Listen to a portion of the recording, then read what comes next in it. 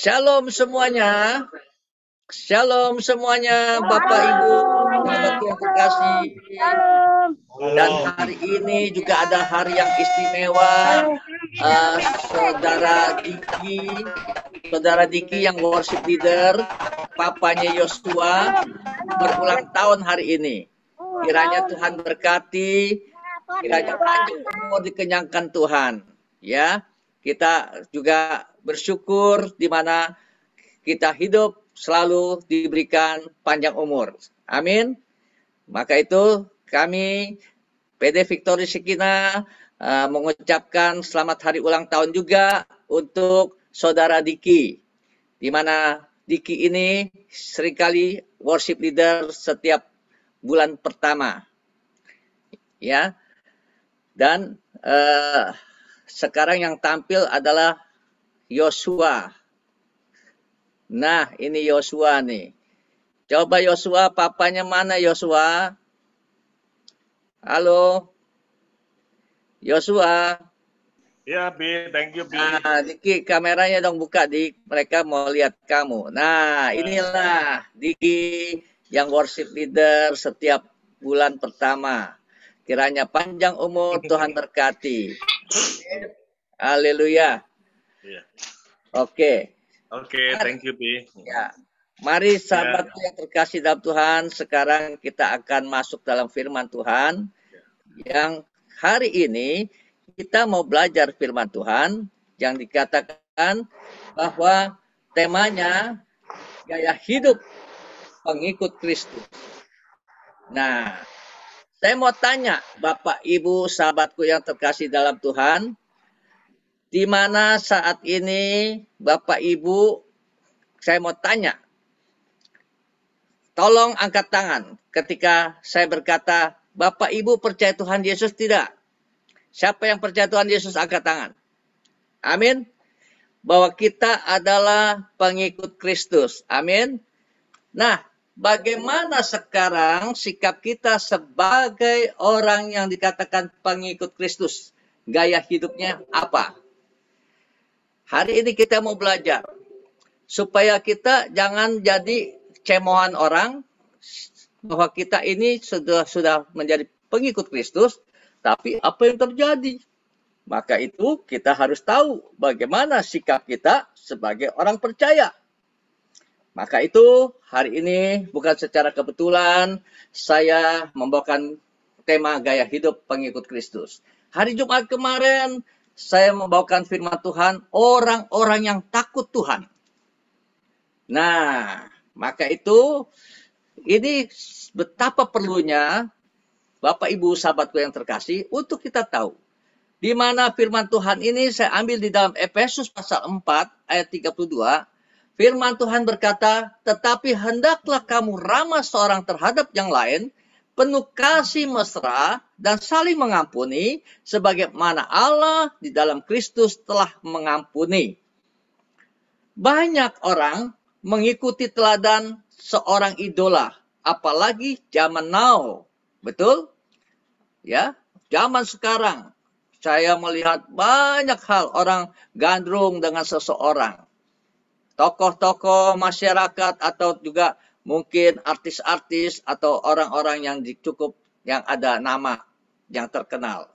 Bahkan juga kebanyakan anak muda mengikuti sosok figur yang sedang ngetren. Oh, sekarang anak muda gayanya luar biasa. Yang pasti gaya hidup orang dunia. Nah, sahabatku yang terkasih, apakah kita patut gaya hidup orang dunia ini masa kini maksud saya, ditiru. Hati-hati kita sebagai orang yang percaya. Karena zaman dikatakan semakin hari semakin jahat.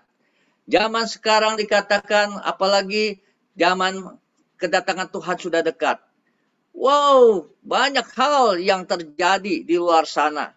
Kita melihat seperti orang-orang yang dikatakan sudah percaya Tuhan, sepertinya rajin ke gereja, tapi ternyata tidak takut Tuhan. Maka itu, saya mau ngajak Bapak Ibu, bagaimana Paulus menulis surat ini, bahwa dikatakan dia menegur, menasihati, bahkan memberikan statement bagaimana ini jemaat Efesus yang sebenarnya. Paulus menulis surat ke jemaat Efesus dalam kondisi di dalam penjara. Karena Paulus prihatin mendengar di jemaat Efesus ini. Ada berita yang masuk pada waktu dia masih ada di dalam penjara. Bahwa mereka masih ada yang bertahan dengan adat istiadat kepercayaan yang lama. Yaitu masih memuja dewa. Yaitu dewa Yunani ini contohnya adalah dewa kesuburan yang bernama dewa Artemis. Kalau di Indonesia dikatakan Dewi Sri ya. Dewi Sri ini adalah dewi kesuburan. Kalau orang bertani itu banyak dikatakan masing ada kepercayaan demikian. Tapi satu hal bagi orang yang percaya, apakah itu boleh?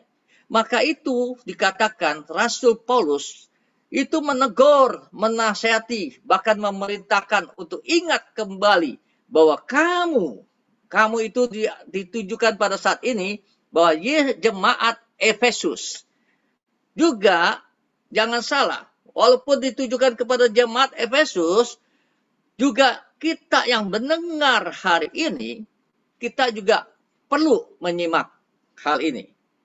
Bahwa firman ini bukan berkata hanya jemaat Efesus saja.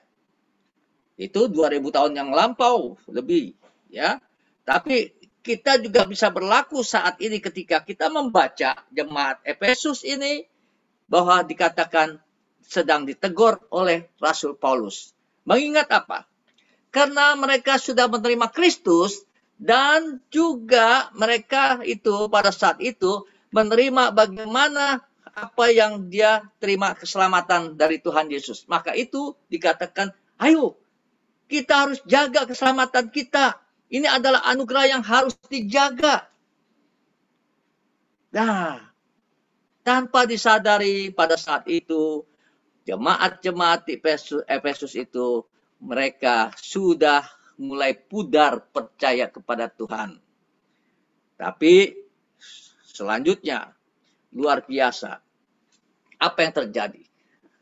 Bahwa perkataan surat dari Efesus ini untuk menegur, menasihati, dan mereka akhirnya ada respon. Tapi satu hal yang perlu diingatkan di sini, termasuk saudara dan saya, di dalam Efesus pasal 4 ayat 17 ini, sebab itu kukatakan dan kutegaskan ini kepadamu di dalam Tuhan. Jangan hidup lagi sama seperti orang-orang yang tidak mengenal Allah dengan pikirannya yang sia-sia. Contoh, dikatakan apa? Contohnya, yang pertama, itu di dalam Efesus pasal 4 ayat 17 sampai ayat 19, ya, itu dikatakan apa? Ada pengertian yang gelap. Mereka melakukan sesuatu suasana bahwa pengertian yang gelap dia lakukan sehari-harian. Dia melakukan dengan seperti kayak udah kebiasaan. Karena pada zaman dulu sebelum Paulus menyebarkan berita kabar baik ini, mereka hidup di dalam kegelapan. Jadi pengertiannya yang gelap.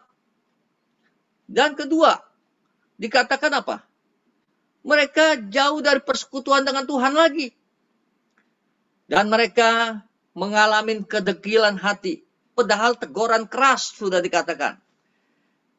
Tapi kenapa dia masih mau berbalik lagi kepada dewa-dewinya? Belum lagi dikatakan kebiasaannya mereka juga mengumbar hawa nafsu.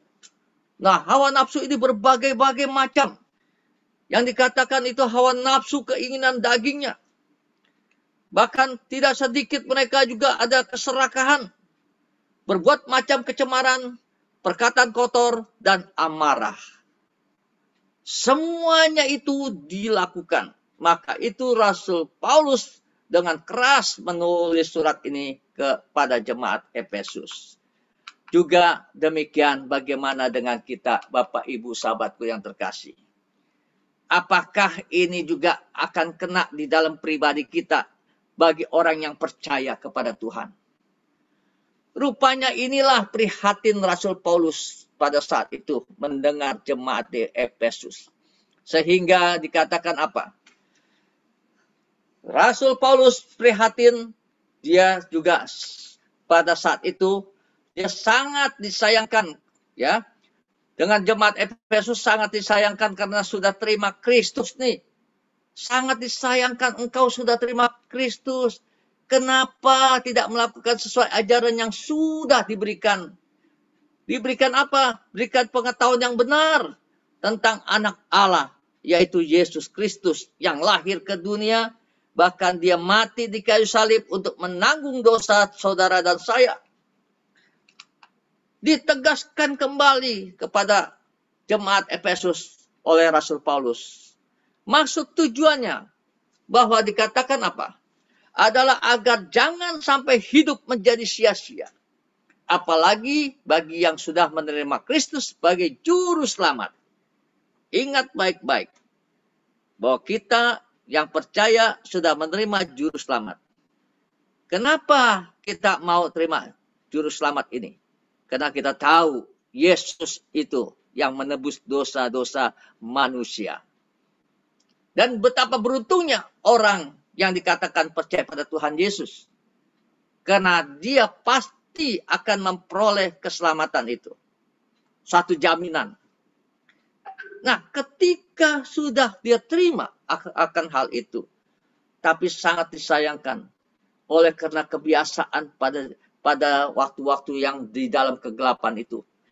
Pada saat Rasul Paulus tidak lagi mengajar lagi pada saat itu karena dia ada di penjara. Dan disitulah mereka mulai ragu lagi. Disitulah mereka mulai mau berbalik kepada yang lama. Ini menjadi satu ungkapan perkataan ini untuk juga bertanya kepada diri kita. Sejauh mana bahwa kita sudah terima Tuhan Yesus Kristus sebagai juru selamat? Apakah kita sudah lakukan semuanya ini? Maka itu Bapak Ibu sahabatku yang terkasih di dalam Tuhan.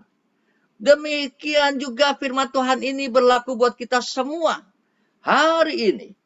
Bahwa kita mau tidak mau, senang tidak senang, enak tidak enak.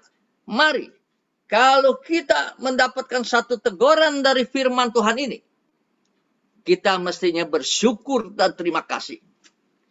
Ini firman yang saya sampaikan bukan semata-mata buat Anda semua. Tapi semata-mata sebaliknya juga buat saya. Maka itu mari kita renungkan sejauh mana gaya hidup kita nih sebagai pengikut Kristus. Sahabatku yang terkasih dalam Tuhan. Tanpa disadari bagaimana dengan kita. Sudah berapa lama kita ini menjadi orang percaya. Nah, saya mau tanya nih Bapak Ibu. Masing-masing kalau bisa buka suara. Oh, saya sudah berapa tahun? Oh, saya dari lahir. Atau bagaimana? Coba saya ingin dengar Bapak Ibu kata-katanya. Berapa lama kita sudah menjadi orang percaya? Orang percaya aja. Kamu. Ayo, coba. Tolong jawab. Saya menjadi orang percaya sejak lahir, Pak Andreas. Sejak lahir, puji Tuhan. Terus siapa lagi? Saya menjadi orang percaya sejak 2006, Pak Andreas. 2006, puji Tuhan. Siapa lagi? Saya baru, Pak. Saya percaya baru. Murti 2009. Oh, 2009. Ada yang baru. Baru, Pak. Baru. Oh, ada yang baru ya? Joshua sejak lahir. Oh, Joshua sejak lahir ya. Sebab akongnya doain dari Joshua lagi dalam kandungan. Ya. Thank you, Kak. Iya. Sejak masuk sekolah. Oke. Percaya sejak Masuk SD. udah. Ya. Ibu Rusti, sejak kapan Ibu Rusti? Dari sejak SD. Masuk Sejak SD, SD. tapi sekolah Katolik. Oh ya. SMA masih Oke. Katolik.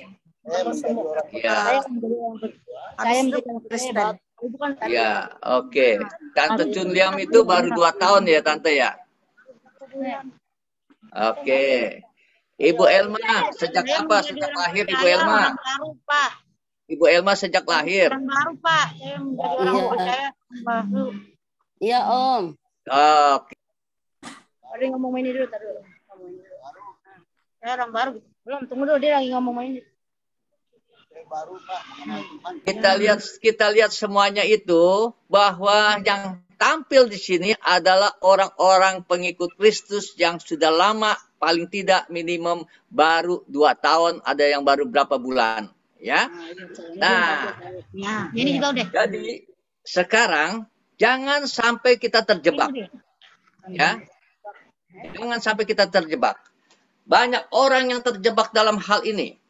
Bahkan tanpa disadari bagi setiap orang percaya tidak jadi teladan, bahkan menjadi batu sandungan. Hari ini, saya mengajak Bapak Ibu sahabatku, jangan berkata aku sudah rajin ke gereja. Jangan berkata aku rajin berdoa syafaat. Jangan berkata aku rajin baca firman Tuhan. Jangan berkata aku adalah pengerja gereja yang setia. Bahkan juga jangan berkata aku bangga menjadi majelis gereja. Tapi semuanya itu hati-hati. Jangan sampai terjebak bahwa sikap kita akan menjadi cemoohan orang lain. Sebenarnya kita harus sadar, Bapak Ibu sahabatku yang terkasih, ada firman Tuhan di mana Rasul Paulus mengakui dirinya. Dulu adalah dia orang yang jahat. Dia orang yang betul-betul penganiaya. Orang yang betul-betul benci sama Tuhan Yesus. Tapi ketika dia berjumpa pada saat dia jalan ke Damsyik, di situ dia melihat sinar terang kemuliaan sehingga dia buta 3 hari. Dan di situ dia mendengar suara Tuhan. Saulus, Saulus, mengapa engkau menganiaya aku? Dan tergetar dia. Dan sejak itu dia berjanji, ternyata yang aku sembah ini, yang aku percaya ini, ya, belum benar tujuannya. Ternyata inilah orangnya yang disebut, yang aku sebut Tuhan-Tuhan yang aku tidak tahu siapa. Ternyata inilah orangnya. Yesus itu adalah Tuhan. Maka hidupnya pada saat itu dia berkata, kita lihat ada ayat firman Tuhan yang keren banget. Ya, pada saat ini kita boleh baca sama-sama. Ya, bahwa dikatakan apa? Sudahkah kita melakukan seperti Kristus ada, ya, seperti Kristus? Ada firman Tuhan nih yang keren nih. Galatia 2 ayat 20a. Ini pengakuan Rasul Paulus. Namun aku hidup, tetapi bukan lagi aku sendiri yang hidup, melainkan Kristus yang hidup di dalam aku. Coba, saya mau dengar, sahabatku, mau nggak kita berkata demikian? Dengan hati yang tulus kita berkata, masing-masing di rumah. Ya. Ayo, sebut ini tulisannya sebut. Namun aku hidup. Nah, Namun aku hidup. tetapi bukan lagi aku sendiri yang hidup, Tapi bukan aku lagi sendiri yang hidup, melainkan Kristus yang hidup di dalam aku. Nah, kalau kita sudah sadar bahwa kita ini, hidup kita adalah Kristus yang ada di dalam kita, maka kita harus betul-betul bagaimana sikap kita. Sejauh mana kita berkata, hidupku bukannya aku lagi, tapi Kristus ada di dalamku. Apakah kita sudah lakukan? Ayo. Saya harap Bapak Ibu semua yang ada di sana, di rumah masing-masing, di taman, berkata, yes, aku mau hidup bersama dengan Kristus. Dan aku berkata, hidupku bukannya aku lagi sekarang, tapi Kristus yang ada di dalamku. Amin. Haleluya. Selanjutnya, sahabatku yang terkasih. Mari, sahabat semua. Sekarang waktunya kita bahas firman Tuhan ini. Apa maksud gaya hidup pengikut Kristus yang sebenarnya? Ya, yuk kita bahas, kita bersama-sama kita belajar pada sore hari ini. Dan saya percaya ketika Anda akan membaca, mengikuti, dan menyimak firman ini, maka saya percaya Anda akan berubah. seperti saya mengalami satu perubahan ketika saya berkata, oh hidupku bukan aku lagi, Kristus yang ada di dalamku. Jadi ketika kita merasa diri kita ini ada Kristusnya, maka kita tidak mau melakukan kekeliruan lagi. Tidak mau melukai hati orang lain. Tidak mau melakukan dosa-dosa yang Tuhan tidak inginkan. Gaya hidup pengikut Kristus bagaimana yang harus kita tahu. Saya ini setelah pelajarin ada 10 kriteria gaya hidup Tuhan Yesus yang keren. Yang betul-betul trendy. Tapi saya terlalu panjang kalau saya ungkapkan ini. Mungkin bisa sampai malam, belum tentu kelar. Tapi saya mau meringkaskan saja. Tetapi saya ambil contoh 4 pokok yang utama. Bagaimana ciri-ciri sebagai gaya hidup pengikut Kristus ini yang sebenarnya. Jadi kita harus contohkan bagaimana gaya Yesus pada saat dia datang ke dunia ini. Nah, sahabatku, yang pertama, dia memberitakan Injil keselamatan. Jadi dia datang ke dunia ini bukan semata-mata buat dia dikatakan, oh aku adalah raja dari sorga. Aku adalah penakluk dunia. Tidak. Dia dengan kesederhananya turun ke dunia. Dia lahir di kandang binatang di Bethlehem dengan suasana yang begitu minim. Boleh dikatakan tidak ada kasur. Mungkin itu hanya selendang selimutnya si Bunda Maria saja yang menjadi lapisan di kain di palungan itu. Coba betapa miskinnya Tuhan lahir ke dunia ini. Tapi tujuannya pertama adalah apa? Yang pertama dia memberitakan Injil keselamatan. Di dalam Markus pasal 1 ayat 38 itu. Dan kedua dia berbelas kasih. Ini ciri-ciri Tuhan Yesus. Pada saat dia menjalankan tugasnya di dunia ini. Dia selalu berbelas kasih. Itu terambil di dalam Matius pasal 14 ayat 16. Yang ketiga, sikap Tuhan Yesus walaupun dia datang dari sorga. Tapi dia datang ke dunia ini seperti apa? Seperti hamba. Dia mengosongkan dirinya. Maka itu dia menunjukkan kerendahan hati. Dia mempunyai sikap rendah hati. Itu terambil dalam Filipi 2 ayat 5 sampai ayat 8. Dan bukti konkretnya. Bahwa di dalam Yohanes 13 ayat 4 sampai ayat 5. Coba kita lihat. Nah, yang keempat, kesukaannya. Melakukan kehendak Bapa. Dia tidak pernah melanggar apa yang Bapa suruh. Dan kesukaannya dikatakan dia melakukan kehendak Bapa. Nah, ciri-ciri 4 ini yang saya ambil sekarang, ini adalah inti. Adalah inti bagaimana perjalanan Yesus pada saat dia di dunia memberitakan kabar baik. Jadi, camkan baik-baik. Ya, 4 hal ini. Tolong dicatat kalau bisa. Supaya ini menjadi satu PR buat pribadi kita ini. Selanjutnya, kita lihat ya. Kita mulai kupas. Yang pertama, memberitakan Injil keselamatan. Ya, apa yang dikatakan memberitakan Injil diberitakan di dunia ini? Markus pasal 1 ayat 38 berkata demikian. Jawab Yesus pada saat itu kepada murid-muridnya. Marilah kita pergi ke tempat lain, ke kota-kota yang berdekatan, supaya di sana juga aku memberitakan Injil. Karena untuk itu aku telah datang. Jadi Tuhan Yesus datang ke dunia itu jelas. Tujuan utamanya adalah memberitakan Injil. Demikian juga sahabatku yang terkasih dalam Tuhan. Yesus pernah berkata kepada murid-murid. Pada saat dia mau terangkat ke sorga. Saat itu Tuhan Yesus berpesan kepada murid-murid. Yang dikatakan akan menjadi pada saat itu menjadi rasul-rasul yang utusan Tuhan. Di dalam Matius 28 ayat 19 berkata apa? Karena itu pergilah, jadikanlah semua bangsa muridku, dan baptislah mereka dalam nama Bapa dan Anak dan Roh Kudus.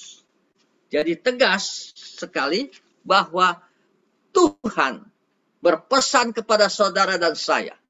Kalau kita berkata diri kita adalah pengikut Kristus, maka wajib dikatakan pada saat itu kita juga harus memberitakan Injil kepada siapa saja. Terutama dikatakan, coba kita lihat ayat 20-nya, apa yang ayat 20 katakan. Dan ajarlah mereka melakukan segala sesuatu yang telah kuperintahkan kepadamu, dan ketahuilah, aku menyertai kamu senantiasa sampai kepada akhir zaman. Jadi pada saat kita memberitakan kabar baik ini kepada banyak orang, dan kita jadikanlah mereka untuk menjadi murid, itu dengan apa? Dengan kita mengajar. Kita mengajar, memberikan pengertian akan bagaimana ini, siapakah Tuhan Yesus ini, dan perintah-perintahnya. Nah, untuk itulah jaminannya, dia katakan apa? Dia, Yesus, akan menyertai saudara dan saya. Dia katakan menyertai saudara dan saya senantiasa sampai kepada akhir zaman. Oh, luar biasa. Suatu jaminan sampai akhir zaman. Atau boleh saya singkatkan lagi, sampai ke kehidupan kita. Selesai kontrak di dunia ini.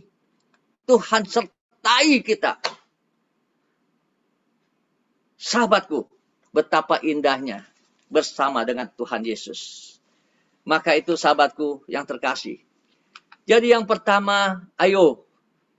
Sejauh mana kita sudah memberitakan Injil kepada saudara kita, kepada teman, tetangga, atau kepada siapa saja yang kita belum kenal. Itu suatu kewajiban bahwa kita sebagai pengikut Kristus. Inilah gaya hidup Yesus. Pada masanya, waktu dia menanjak umur 30 tahun, mulai menginjil selama 3,5 tahun. Ya, itu dikatakan apa? Bahwa dia inti pertama memberitakan Injil. Terus yang kedua kita lihat apa yang terjadi. Kedua tadi dikatakan berbelas kasih. Apa maksud tujuan berbelas kasih? Ternyata Tuhan Yesus ini luar biasa. Di dalam Matius 14 ayat 16, tetapi Yesus berkata kepada mereka, tidak perlu mereka pergi, kamu harus memberi mereka makan. Ini cerita kejadian pada saat Yesus memberitakan kabar baik, sehingga banyak orang yang berkumpul. Pada saat itu ada 5.000 orang laki-laki, bahkan juga ada istri dan anaknya. Diperhitungkan kalau seandainya dia satu keluarga bertiga aja. Artinya 15.000 orang yang hadir. Dan saat itu sudah petang. Dan Tuhan Yesus katakan, berikan mereka makan. Gak usah disuruh pulang. Murid-murid bilang, Yesus, ini sudah sore, mereka suruh pulang aja. Karena kita nggak ada makan buat kasih mereka. Apa yang Yesus katakan? Jangan engkau biarkan mereka pulang. Tapi kewajiban kita memberikan makan kepada dia. Wah, kaget murid-murid. Dari mana? Tapi akhirnya mereka mencari sesuatu. Saat itu dia ketemu kepada seorang anak kecil. Pada saat itu, anak kecil itu hanya mempunyai 5 roti dan 2 ekor ikan. Jadi mungkin sahabat tahu kan ceritanya? Bahwa itu mujizat terjadi. Disinilah sikap Tuhan Yesus. Dia berbelas kasih. Dia tidak mau menyusahkan orang. Apalagi dia sudah memberitakan kabar baik. Demikian juga sahabatku yang terkasih. Kita diajarkan harus berbelas kasih kalau kita betul-betul pengikut Kristus. Inilah gaya Yesus pada masa hidupnya. Sahabatku yang terkasih dalam Tuhan.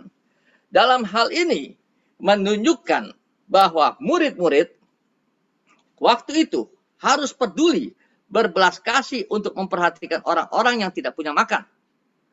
Pelayanan Yesus memberi makan 5.000 orang laki-laki, belum istri dan anak-anak, itu menjadi takjub. Wow, akhirnya jadi bahan omongan. Siapakah gerangan ini?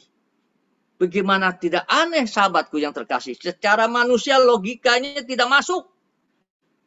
Karena pada saat menghadapi banyak orang ini, mereka hanya mempunyai lauk pauk 5 roti dan 2 ekor ikan. Tapi bagi Tuhan itu tidak ada yang mustahil. Apapun yang kita rasa manusia itu mustahil, yang sudah mungkin tidak ada harapan lagi. Tapi bagi Tuhan Yesus luar biasa. Dikatakan apa? Berikan kepadaku.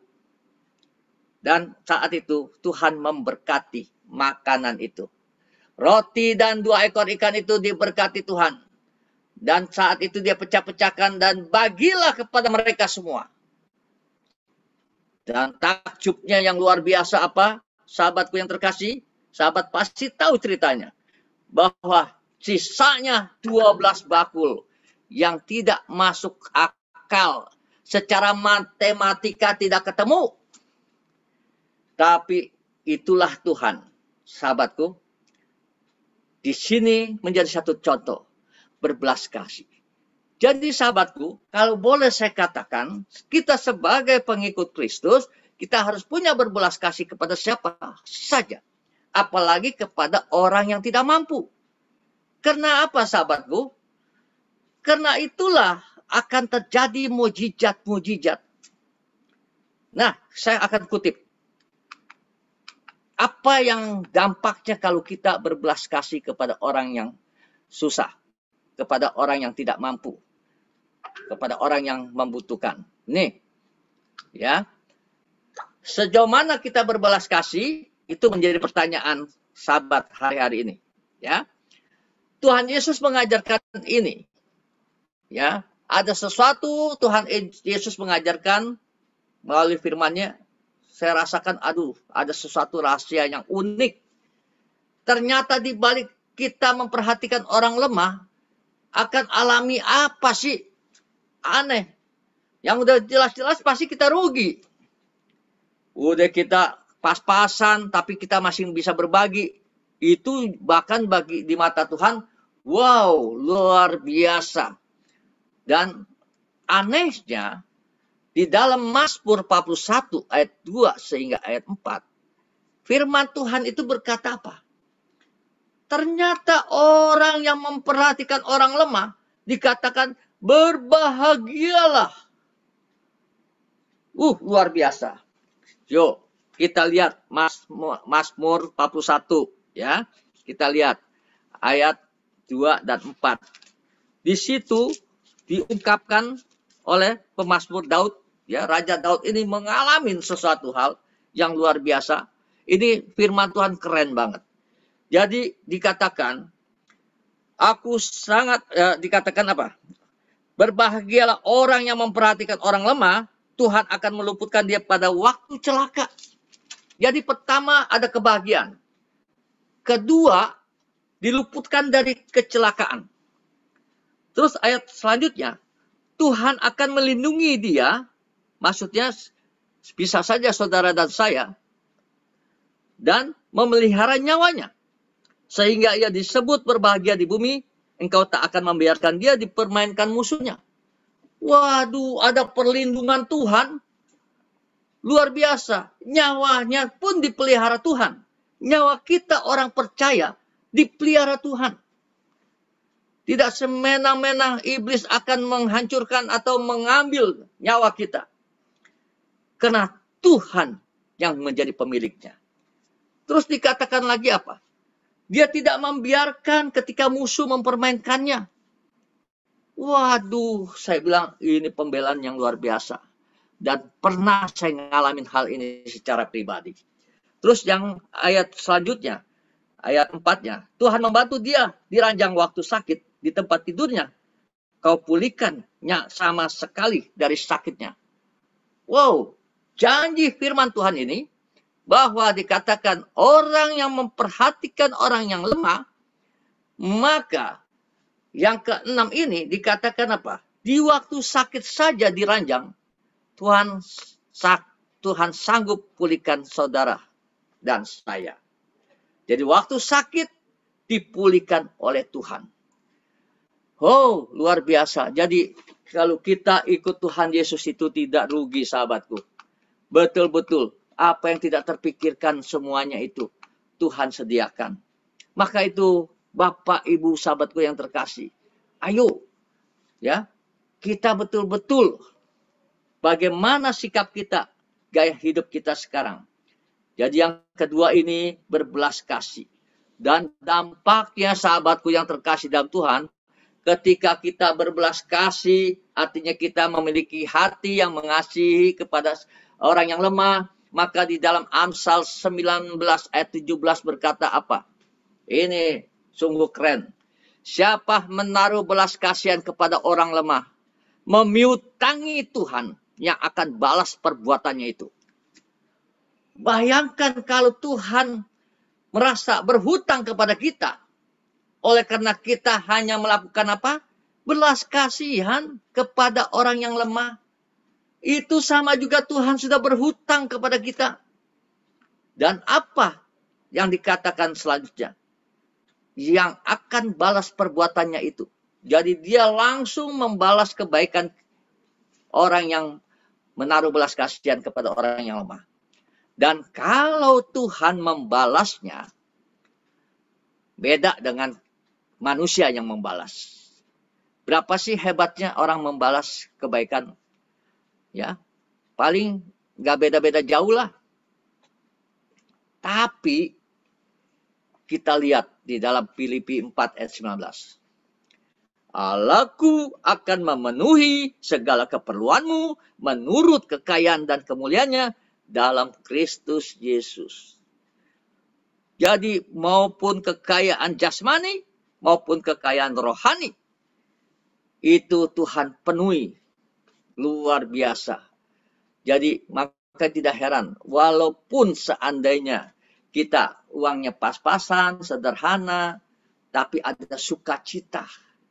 Tadi Kiki udah kasih tahu, saya bersyukur sama Tuhan. Apapun Tuhan memenuhi segala pada saat saya butuhkan. Ya, waktu hari Jumat, Herlina, ketika pada saat itu dia bilang, aduh saya kepengen buah nangka.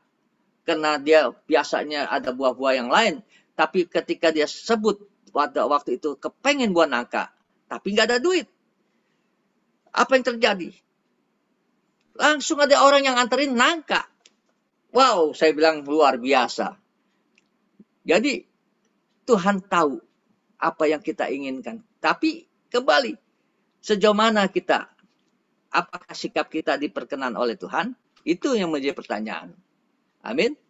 Nah, sekarang kita yang ketiga. Ya, kita masuk yang ketiga. Ketiga tadi apa?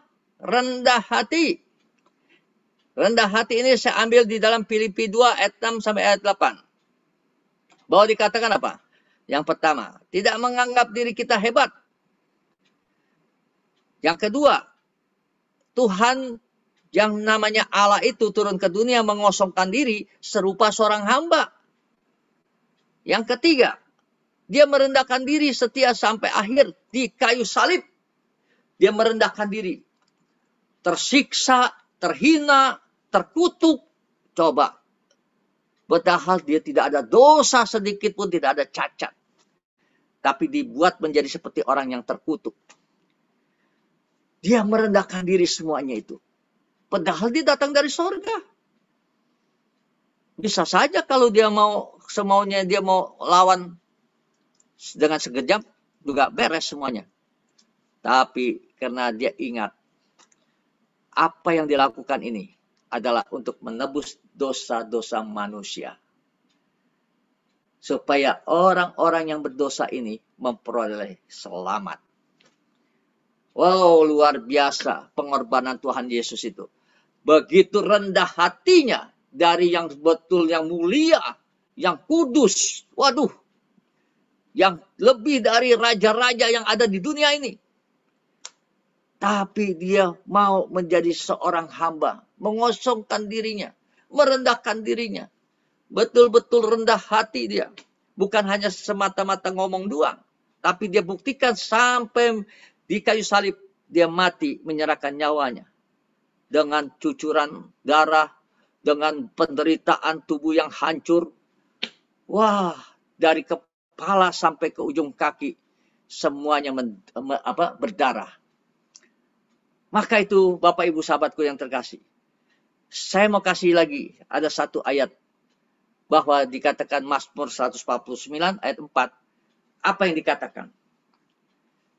Sebab Tuhan berkenan kepada umatnya. Nah, kembali, umatnya adalah saudara dan saya.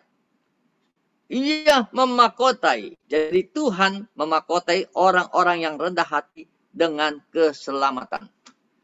Jelas, ketika kalau kita rendah hati, kita bisa memiliki sikap yang rendah hati, gaya hidup Yesus itu kita ikuti, maka itu ada perhitungannya.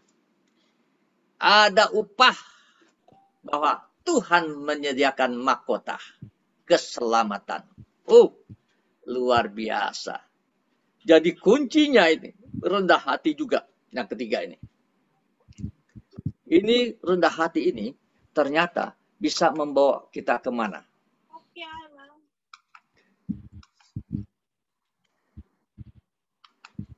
Lihat, bagaimana rendah hatinya Tuhan Yesus. Cerita ini mungkin sahabatku sudah tahu bahwa dia seorang guru. Murid-murid semua berkata guru. Jadi pasti Yesus ini dipandang betul-betul sama murid-muridnya. Tapi apa yang terjadi? Dia buktikan kerendahan hatinya. Ini contoh yang spektakuler saya bilang. Bahwa Yesus, dia basuh kaki murid-muridnya. Wow, luar biasa. Ini menunjukkan bahwa orang-orang murid-murid pada waktu itu sampai terheran-heran. Sampai Petrus, Tuhan jangan, aku nggak layak Tuhan. Kok kamu mau cuci kaki aku? Coba, sampai Petrus saja sampai jengah. Sepertinya, aduh rasanya nggak pantas dong. Tapi Tuhan mau melayani 12 murid dibasuh semua. Bagaimana sahabatku? Contoh yang baik, bukan? Ini baru gaya hidup Yesus. Bahwa kerendahan hati itu jadi membawa satu kehidupan. Ya. Nah, selanjutnya. Apa yang terjadi? Keempat. Kesukaannya melakukan kehendak Bapa. Jadi ketika kesukaannya melakukan kehendak Bapa, itu artinya gaya hidup Yesus. Yohanes 4 ayat 34 dikatakan apa? Kata Yesus kepada mereka, murid-murid. Makananku ialah melakukan kehendak Dia itu Bapa, yang mengutus aku itu Yesus, dan menyelesaikan pekerjaan Bapa. Ya, pekerjaannya itu pekerjaan Bapa.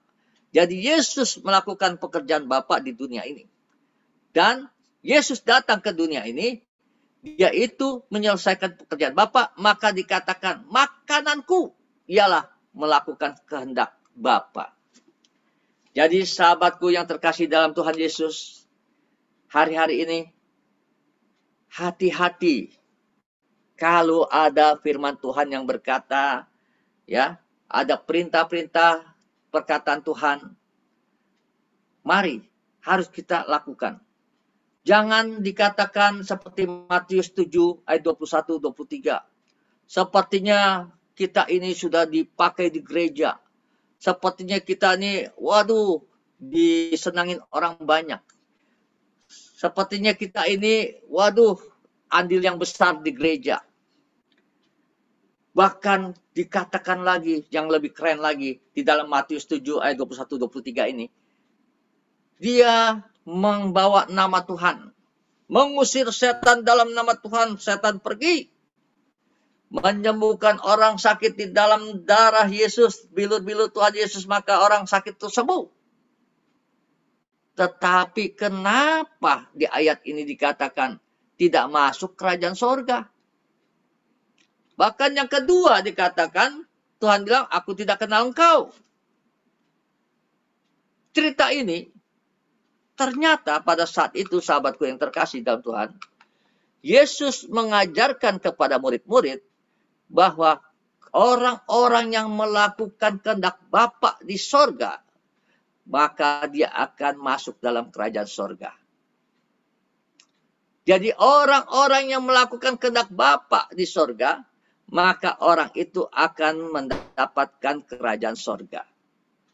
Tapi orang-orang Kristen, pengikut Kristus, kalau dikatakan firman Tuhan, jangan begini, tapi kita masih tidak mau melakukannya.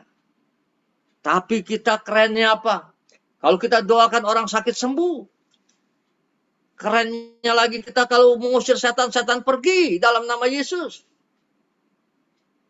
Tahu-taunya apa yang terjadi dalam pribadi kita sendiri. Pada saat kita membutuhkan satu perilaku yang Tuhan bilang taat akan perintahku. Lakukanlah perintahku. Tapi kita abaikan hal itu. Maka jangan heran dikatakan orang demikian masuk dalam kerajaan sorga.